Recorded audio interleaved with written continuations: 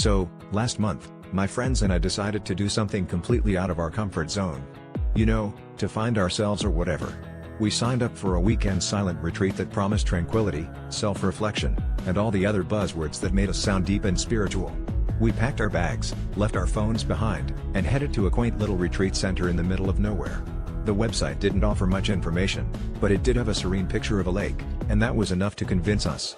Upon arrival, everything seemed pretty normal. There was a lot of nodding and smiling, the kind you'd expect in a place where speaking was frowned upon. Things took a turn when we were all handed a card with our names and an emoji. Mine was a winking face, which seemed oddly specific.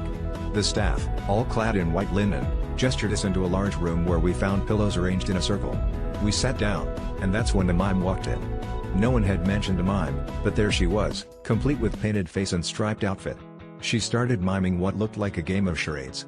We exchanged confused looks but decided to roll with it. After all, what's more peaceful than a game of charades, right? The mime began her performance with exaggerated gestures, and it became apparent that we were supposed to guess what she was acting out. It started simple enough, pouring tea, reading a book, but quickly escalated to more complex scenarios like juggling flaming torches while riding a unicycle. People were gesturing wildly, trying to guess, but without words. It was a cacophony of silent chaos. And the mime, bless her heart, was not giving us any hints. Hours passed, and it seemed like no one was getting anywhere. Every now and then, someone would make a breakthrough, only to be met with more mimed mysteries. By the end of the weekend, our silent retreat had turned into a charades marathon, and not a single person had managed to guess the mime's grand finale act, which involved an imaginary giraffe and a very abstract interpretation of climbing Mount Everest.